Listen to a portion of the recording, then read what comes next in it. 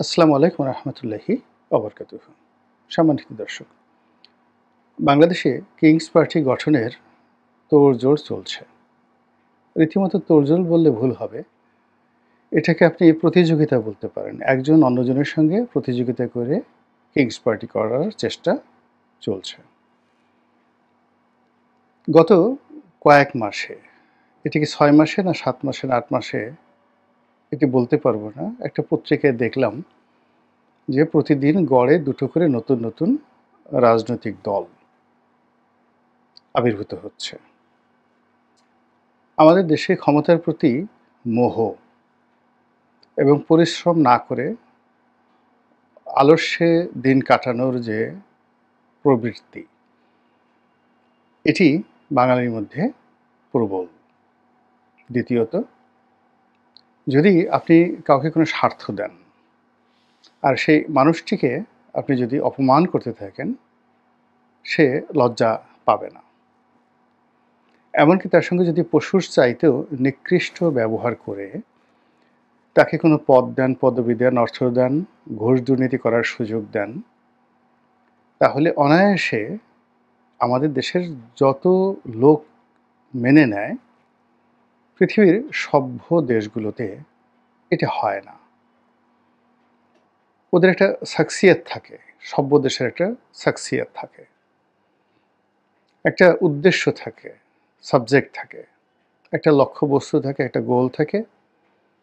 দেশের প্রতি, গোত্রের প্রতি, নিজের শরীর, পিতামাতা, আত্মীয় স্বজনের প্রতি তাদের একটা দায়িত্ব এবং কর্তব্য থাকে। ফলে দেখুন, সেই প্রাচীন জামানাতে যখন হেরোডোটাস হলেন, তখনই পিথাগোরাস সেখানে জন্ম নিলেন। যখন পিথাগোরাস হলেন, সেখানে সোলন হলো, সেখানে সক্রেটিস হলো, অ্যারিস্টটল হলো, প্লেটো হলো, ওখানে আলেকজান্ডার হলেন। তারপর বাড়তে বাড়তে সেটা পুরো গ্রিসে ছড়িয়ে পড়লো। গ্রিস থেকে সেটা ইটালিতে চলে আসলো, রোমে। এবং ইটালির যে রোম, এটার প্রতিদ্বন্দ্বী হিসেবে ভূমধ্য সাগরের অপর প্রান্তে আবার তৈরি হলো কার্থেজ।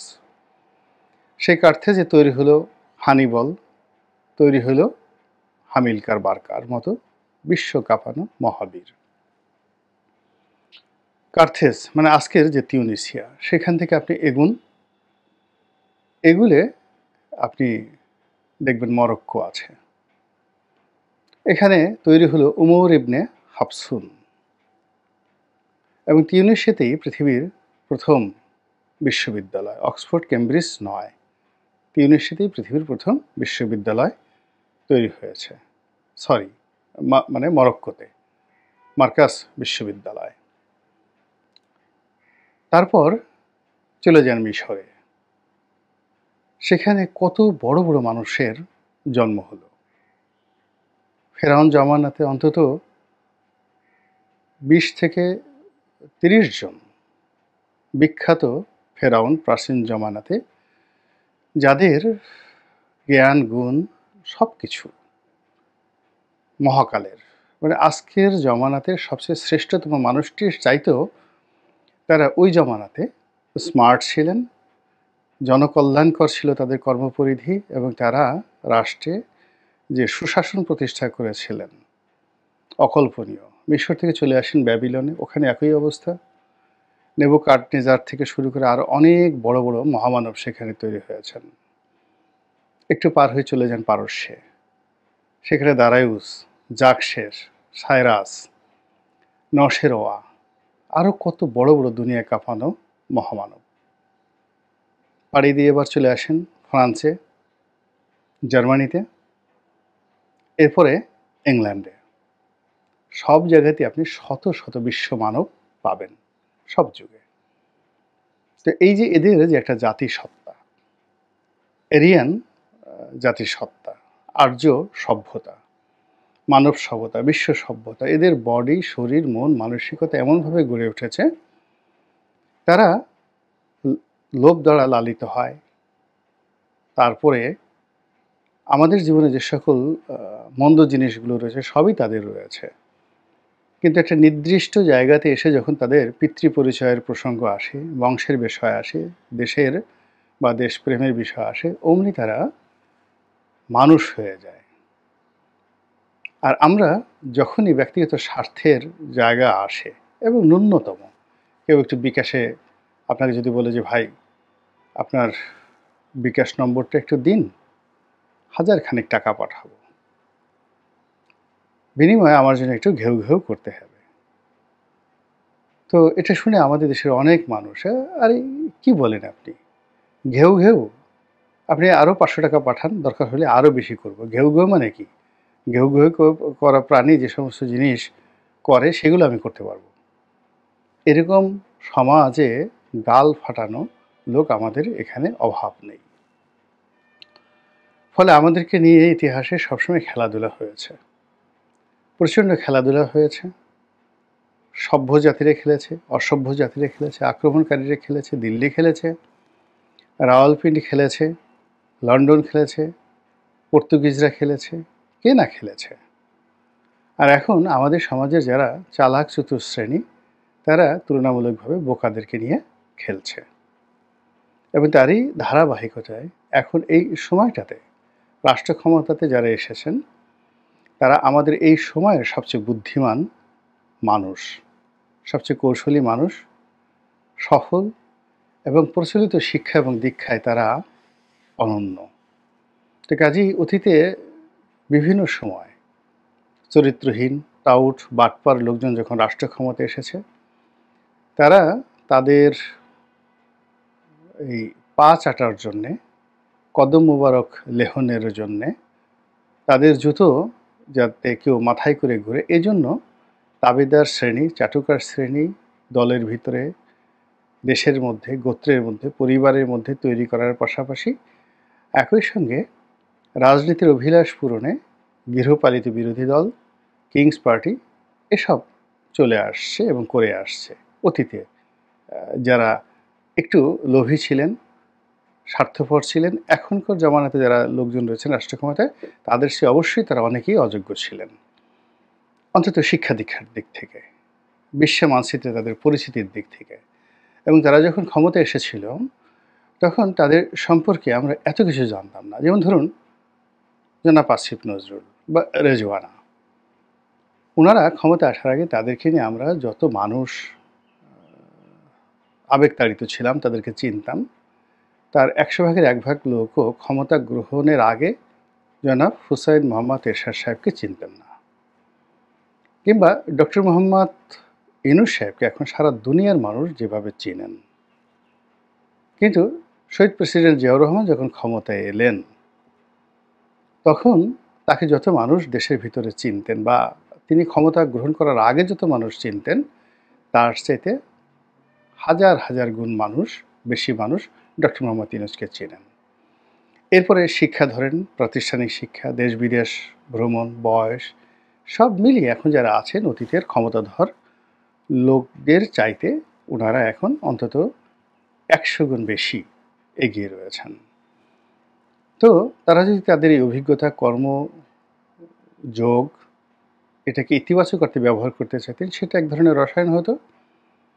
আর তারা যদি নেতিবাচক কোনো কিছু করতে চান তাহলে অতীতের যে নেতিবাচকতা, সেটা শেখ হাসিনা বলেন, বেগম জিয়া বলেন, এরশাদ সাহেব বলেন, শহীদ প্রেসিডেন্ট জিয়াউর রহমান বলেন, তাদের যে রাষ্ট্র ক্ষমতা পরিচালনার নেতিবাচকতা তার চেয়ে 1000 গুণ পারঙ্গমতা দেখাতে পারবেন বর্তমান যারা আছেন তারা। তো সেই দিক থেকে অতীতের যে ব্যাড কালচার, রাষ্ট্র ক্ষমতায় থেকে কিংস পার্টি বানাতে হবে। মঈনুদ্দিন ফখরুদ্দিনের সময়ের যে কিংস পার্টি এটা ব্যাপকভাবে আলোচিত, আমরা ওটাকে মডেল হিসেবে ধরি। তো মঈনুদ্দিন ফখরুদ্দিনের জমানাতে যে সংস্কারের কথা বলা হয়েছিল, যে কিংস পার্টির কথা বলা হয়েছিল, ওটা ওই সময় ব্যর্থ হয়েছিল। বাংলাদেশের শুধু নয় সারা দুনিয়ার একটা নর্মাল নিয়ম হলো যে এই পৃথিবীর কোনো কিছু হারিয়ে যায় না। আমরা যে কথাগুলো বলি এগুলো বায়ুমণ্ডলের একটা নির্দিষ্ট জায়গাতে রেকর্ডেড হতে থাকে।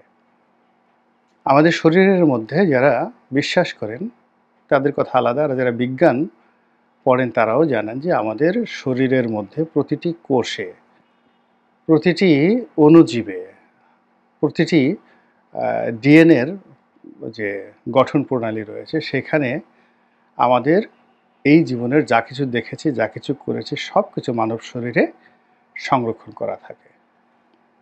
এবং আমাদের যত শব্দমালা যেটা আকাশে থাকে তার সঙ্গে সঙ্গে আমাদের শরীরের মধ্যেও একটি বিশেষ যন্ত্র রয়েছে গলার নিকট।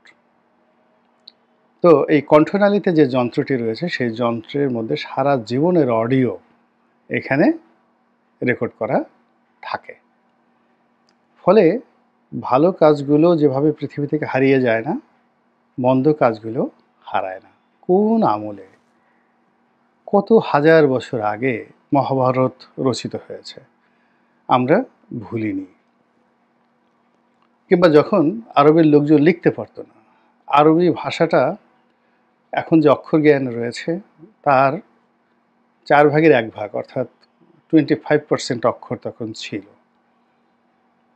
তখনও ইমরুল কায়েস যে কবিতা তিনি লিখেছেন, বলেছেন, সেটা এখনও আধুনিক দুনিয়াতে শ্রেষ্ঠতর কবিতা রূপে লিখিত আছে। এভাবে ভালো কাজ হারায় না। আবার একই সময়টা ইমরুল কায়েসের জমানাতে যে আয়ামে জাহিলিয়াত ছিল, সে আয়ামে জাহিলিয়াত সারা দুনিয়াতে বিভিন্ন নামে বিভিন্নভাবে ছিল, বাংলাদেশেও ছিল, মাতসার নয়, সেটাও হারায়নি। এবং সেই আয়ামে জাহিলিয়াতে এখন এই 2025 সনে বাংলাদেশে এসে মব সন্ত্রাসের মাধ্যমে কিভাবে যাকে বলা হয় নৃশংস এবং নির্মম হয়ে পড়েছে আমরা দেখতে পাচ্ছি। তো কাজেই মন্দ কাজ হারায় না। 1/11-এর সময় যে মন্দ কাজগুলো, যে ব্যর্থতাগুলো, সেগুলো মিশে যায়নি, হারিয়ে যায়নি। ফলে ওই কাজগুলি আবার নতুন করে দেখা দিয়েছে। এবং এই কারণে কি হচ্ছে, এই সংস্কার নিয়ে এখন এই বর্তমান জমানাতে যে সংস্কার, এটি নিয়ে তুমুল আলোচনা হচ্ছে, সমালোচনা হচ্ছে, ঘৃণা হচ্ছে, নেতিবাচক কথাবার্তা হচ্ছে। এবং একই সঙ্গে ওই সময়টাতে যে কিংস পার্টিগুলো হয়েছিল, সেই কিংস পার্টির আদলে এখন যে কিংস পার্টিগুলো হচ্ছে, এদের সঙ্গে সরকারের সম্পর্ক থাকুক বা না থাকুক, এদের সবাইকে সন্দেহের চোখে দেখা হচ্ছে। এবং যারা এই কিংস পার্টির সাথে সম্পৃক্ত, হাতে গোনা 2-1 জন ছাড়া বেশিরভাগ মানুষদের অতীত কর্মকাণ্ড ভালো নয়। তারা লোভের দ্বারা, লালসার দ্বারা, ক্রোধের দ্বারা, কামের দ্বারা এতটা প্রভাবিত হয়েছেন যে তাদের সেই লোভের কামনা, বাসনা, জিঘাংসা, প্রতিহিংসা এগুলো দ্বারা নিজেরা শেষ হয়েছেন, তাদের দল, পরিবার, সমাজ সংসারকে শেষ করেছেন। এবং সেই লোকগুলো আবার এখন এখানে জড়ো হয়েছেন। এবং এখানে বেশ কয়েকটি গ্রুপ, একেবারে 16 বছর থেকে 24 বছর এরকম অনেকগুলো গ্রুপ তারা দাঁড়িয়ে গেছে। আবার তার সঙ্গে সঙ্গে 24 বছর থেকে শুরু করে একেবারে 90 বছর পর্যন্ত বয়স এইরকম মানুষ, যার এক পা কবরে এক পা বাইরে, সকল রোগ বালাইতে পরিপূর্ণ এমন লোকও রাস্তায় নেমে গেছে যে এখন তাদের রাজনীতির সোনার হরিণ বা মৃগনাভি, সুগন্ধি দরকার, কস্তুরী দরকার, পোলাও দরকার, কোরমা দরকার। এবং এজন্য লজ্জা, শরম সব কিছু ত্যাগ করে তারা এখন যেভাবে কিংস পার্টির ব্যানারে আবির্ভূত হচ্ছেন, এর মধ্যে সাবেক সেনা কর্মকর্তারা আছেন, সিভিল সার্ভিসের লোক আছেন, রাজনীতিবিদরা আছেন, নায়ক আছেন, নায়িকা আছেন, গায়ক আছেন, গায়িকা আছেন, রাস্তার টোকাইও আছেন, পাগলও আছেন, যারা মোটামুটি মানে এমন পাগল, কাপড় চোপড় ত্যাগ করার আগে একটা মানুষের যে স্টেজ থাকে, অর্ধোন্মাদ, এরকম প্রকৃতির লোকও এই সময়টিতে মন্ত্রী এবং এমপি হওয়ার স্বপ্নে বিভোর হয়ে কিংস পার্টি গঠন করে যে যারা করেছে তাদের সঙ্গে যুক্ত হয়ে পড়েছেন। আবার অনেকে নতুন কিংস পার্টি করার জন্য চেষ্টা এবং তদবির চালিয়ে যাচ্ছেন। ফলে সারা বাংলাদেশে রাজনীতির নামে একটা রীতিমতো সার্কাস তৈরি হয়েছে। এটা যেন তেন সার্কাস নয়। কিছু সার্কাস দেখলে আমরা আনন্দ উদ্বেলিত হই, কিছু সার্কাস দেখলে আমরা খুব আশ্চর্য হয়ে যাই যে এটা কী করে সম্ভব। কিছু সার্কাস দেখলে আমরা গড়াগড়ি খাই। আপনারা যারা সার্কাস দেখেছেন, অনেক লোক হাতির মুখের ভিতরে ঢুকে যায়, অনেক লোক হাত ঢুকিয়ে ফেলে বাঘের মুখের মধ্যে, অনেকে একটা রশির উপরে সাইকেল চালায়, তারপর আরও অনেক কিছু। এগুলো দেখে আমরা খুব আশ্চর্য হয়ে যাই, কসরত। আবার সার্কাসে বিভিন্ন বামুন থাকে, বেঁটে মানুষ থাকে, তারা বিভিন্ন ব্যঙ্গ কৌতুক করে, ক্রিয়া কৌতুক করে, লাফ দেয়, তারপরে শেষে নানা রকম অশ্লীলতা করে। সার্কাসের মেয়েদের সঙ্গে ছেলেদের সঙ্গে বিভিন্ন রকম শব্দ, অঙ্গভঙ্গি আমাদেরকে ভীষণ রকম আনন্দ দেয়। এবং ওখানে বাঘ, সিংহ, এ সকল যে প্রাণী, এগুলো সবাই বিড়াল ঠিক নয়, খরগোশের চেয়ে দুর্বল প্রাণীরূপে আচরণ করে, এরকম বিষয় সার্কাস। কিন্তু এই সার্কাসের মধ্যে যে দৃশ্যগুলো দেখি আমরা রোমাঞ্চিত হই, ভয় পাই, তারপর আনন্দ লাভ করি। কিন্তু এই যে রাজনীতির অঙ্গনে যে সার্কাস চলছে, এতে আমাদের বিনোদন হচ্ছে না, আমাদের রাগও হচ্ছে না, আমাদের মনে হচ্ছে না যে এদেরকে ধরে গালের উপর 2 গালে 2টো চড় বসিয়ে দেয়, এরকম আমাদের মনে হচ্ছে না। কিন্তু এদের কর্মকাণ্ড দেখে না আমাদের ঘৃণা এসে যাচ্ছে।